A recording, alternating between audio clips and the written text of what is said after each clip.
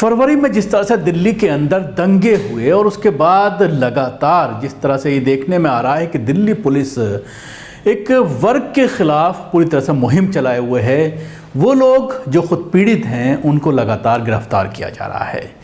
और ऐसे में जो लोग उन पीड़ितों को इंसाफ दिलाने के लिए कोशिश कर रहे हैं उनको भी सलाखों के पीछे पहुंचाने की कोशिश की जा रही है या उनको डराने धमकाने की कोशिश की जा रही है। इसी कड़ी में आज 12:30 बजे सुप्रीम कोर्ट के जो एडवोकेट हैं महमूद पराचा, उनके ऑफिस निज़ामुद्दीन में दिल्ली पुलिस की स्पेशल सेल की टीम पहुंची और उनको एक वारंट दिखा करके कहा गया कि हमारे पास सर्च वारंट है, हम आपके कंप्यूटर को चेक करना चाहते थे, आपके कंप्यूटर का डेटा लेना चाहते हैं, या तो आप अपने सारे कंप्यूटर का हार्ड डिस्क दे दीजिए या हम आपके सारे कंप्यूटर को सीज करके अपने साथ लेकर जाएंगे।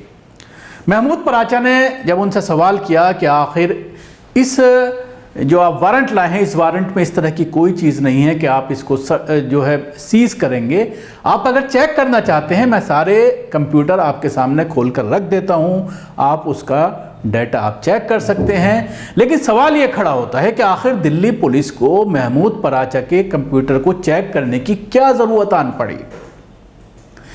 जिस तरह से बार बार ये देखने में आ रहा है कि जिनके बारे में खुले तौर पर चीज़ें मौजूद हैं, चाहे वो रागिनी तिवारी की बात करें, कपिल मिश्रा की बात करें या और बहुत सारे बीजेपी के नेता हैं जिनके खुले तौर पर पब्लिक डोमेन में सारी चीज़ें मौजूद हैं, उनके खिलाफ कोई कार्रवाई नहीं की जा रही। दिल्ली पुलिस की जिस तरह से इस पूरे मामले में इंटरनेशनल लेवल पर काफ़ी किरकिरी हुई है और दिल्ली पुलिस को कटघरे में खड़ा करने की कोशिश की गई है, लेकिन अपनी हरकतों से दिल्ली पुलिस अभी तक बाज नहीं आ रही है। होम मिनिस्ट्री के दबाव में यह कहा जा सकता है कि अमित शाह के दबाव में इस पूरे मामले को एक तरफा किया जा रहा है। और जिस तरह से सीए के लोगों को, जो सीए में प्रोटेस्ट कर रहे थे या सर्वे थे, जो उसको लीड कर रहे थे, उनकी जिस तरह से गिरफ्तारियां हुई हैं, अभी तक उनको जमानत नहीं मिल सकी है। इशरत जहां का मामला जिस तरह से परसों आया कि किस तरह से कैदियों ने उनके साथ मारपिटाई की, उन्होंने शिकायत की है कोर्ट में। उसके अलावा खालिद का मामला जिस तरह से सामने आया, खालिद सैफी का, और उसमें जिस तरह से पुलिस ने पिटाई की, वो व्हीलचेयर पर जो है वो अपनी हियरिंग पर आए थे, लेकिन उसके बावजूद इन सब चीज़ों पर ना तो कोर्ट कोई संज्ञान ले रही है और ना ही दिल्ली पुलिस कोई ऐसी कार्रवाई कर रही है जिससे ये साबित हो पाए कि पुलिस की मंशा ठीक है, वो सही डायरेक्शन में जांच कर रही है। इसी सिलसिले में जैसा कि मैंने अभी बताया, महमूद पराचा के ऑफिस में जो पूरी रेड की गई है, अभी तक 5 घंटे बीत जाने के बावजूद, 5 से 6 घंटे बीत जाने के बावजूद दिल्ली पुलिस की टीम उनके ऑफिस में है, किसी से मिलने नहीं दिया जा रहा है। वो मीडिया से बात करना चाहते हैं, मीडिया से बात नहीं करने दी जा रही है और सर्च ऑपरेशन उनके ऑफिस में चल रहा है।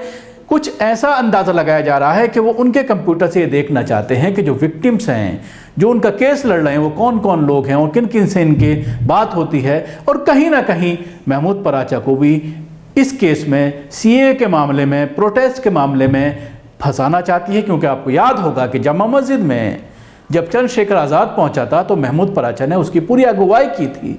महमूद पराचा के जरिए प्रेस कॉन्फ्रेंस की गई थी और जामा मस्जिद का जो प्लान था उसमें महमूद पराचा पूरी तरह से शामिल थे। तो कहा जा सकता है कि अब लोकतंत्र बिल्कुल ख़त्म हो चुका है, न खतरे में है बल्कि ख़त्म हो चुका है। और जिस तरह से महमूद पराचा को एक सुप्रीम कोर्ट का एडवोकेट होने के बावजूद उनके ऊपर हाथ डाला जा रहा है, उनको फंसाने की कोशिश की जा रही है। कई बार महमूद पराचा ये कह चुके हैं कि दिल्ली पुलिस का पूरी तरह से दबाव है कि आप जो दंगे के जो केसेस हैं उनसे अपने आप को अलग कर लीजिए, क्योंकि उनके इन्वॉल्वमेंट के बाद कई लोग ऐसे हैं जो परेशान हैं। कई पुलिसकर्मियों के खिलाफ जिस तरह से एफआईआर की बात कही जाती है, आपको याद होगा कि कई नौजवानों को जिस तरह से पीटा गया था, वंदे मातरम कहलवाया गया था, उसमें एक लड़का जिसकी डेथ हो गई थी आसिफ की, उस पूरे केस को भी महमूद पराचा देख रहे हैं। और दिल्ली पुलिस को लेकर के हाई कोर्ट तक में ये मामला पहुंचा है कि उन पुलिसकर्मियों को नामजद किया जा रहा है। उनके फ़ोटो जिसमें इस वीडियो के अंदर मौजूद हैं, उनके खिलाफ एक्शन बनता है कि उन्होंने ही मारा है। तो जाहिर सी बात है ये सारी चीज़ें हैं। कुछ वीडियो मैं आपको दिखाना चाहूँगा, कुछ सर्च ऑपरेशन की हैं। महमूद पराचा जो डिस्कशन कर रहे हैं, स्पेशल सेल का जो अधिकारी वहाँ पर पहुँचा है, उससे ये 2-3 वीडियो हैं जो छोटे छोटे से मैं आपको दिखाना चाहूँगा, ताकि आप फैसला कर पाएँ और ये आप देख पाएँ कि किस तरह से लोकतंत्र की हत्या हो रही है। ये सारे कंप्यूटर पड़े नहीं, ऑप्शन की बात ही नहीं है ना, ऑप्शन की बात नहीं है। आप यही तो ऑर्डर जज साहब से लेके आए हो, अब आप भी बात हो, देखो मेरे साथ जो कंप्यूटर देख रहे हो। ठीक है सर, फिर हम कर लेते हैं सारे कंप्यूटर को। आप सीज नहीं कर सकते, वो कंप्यूटर नहीं बना है, आप देख सकते हो। नहीं सर, मैं तो फिर मैं सीजर का वो है ऑर्डर पढ़ो आप। चलो सीजर मैं ये इनकी हार्ड डिस्क ले लेता हूँ, और अगर मान ली हार्ड डिस्क नहीं निकलती तो सीज कर लेता हूँ सर। सब सीज कर लो, ये भी आप कर लो, लेकिन ये ऑर्डर के खिलाफ है सर। इसको मैं आपको निवेदन कर रहा हूँ, आप अपना ऑर्डर पढ़ के सुनाओ सर। मैं तो आपको कह रहा हूँ कि हम करना ही नहीं, हम करना नहीं चाहते। मैं कह रहा हूँ मुझे उठा के ले चलो, लेकिन क्लाइंट अटॉर्नी रिलेशन में नहीं हमें तो मजबूरी में करना पड़ रहा है।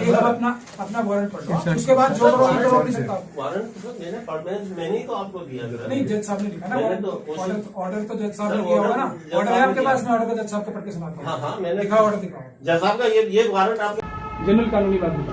तो क्लाइंट अटॉर्नी की जो वो होती है ना प्रीवियसी, वो मैं डाइवर्ज नहीं कर सकता, आप चाहे कुछ भी कर लो, वो मेरा कानूनी राइट है, ड्यूटी भी है। और जो मेरे लीगल एथिक्स हैं, जो एडवोकेट्स एक्ट में लिखे हैं, उसकी वजह से मैं बाध्य हूँ कि मैं आपको नहीं बताऊँ। आप बोलो या नहीं, आप बताओ सर। अब आप एक वारंट लेके आए हो, वो मेरे क्लाइंट अटॉर्नी रिलेशन को वायलेट करता है, तो आप ये स्वयं काम कर लो। मैंने अपने पास सारे कंप्यूटर खोल के आपके सामने रख दिए हैं, आप जो कर लो, मैं नहीं करके दे सकता अपने क्लाइंट के साथ गद्दारी। सर मान लिया मैंने, मेरी एक 126 आपको पढ़ के सुनाऊंगा सर। मैंने सर पढ़ा हुआ है।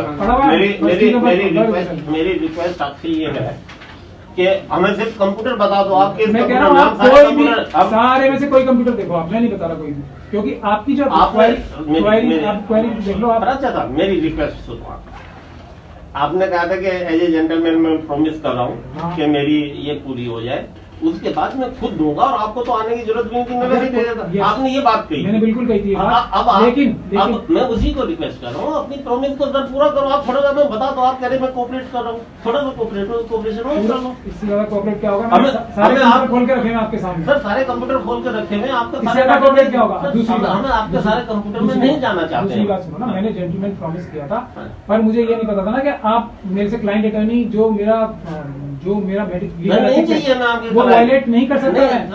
मैं अपने आप फांसी भी चढ़ जाऊंगा जब भी अपने किसी क्लाइंट का जो डाइवर्स नहीं करूंगा। शुक्रिया। आपको हमारे प्रोग्राम कैसा लगा जरूर बताएं, हमारे यूट्यूब चैनल को सब्सक्राइब करना ना भूलें, इसके साथ ही बेल आइकन जरूर दबाएं। धन्यवाद। सभी अहम खबरों के लिए न्यूज़ MX को सब्सक्राइब करें, साथ ही बेल आइकॉन को जरूर दबाएं। लाइक, शेयर, कमेंट करना ना भूलें।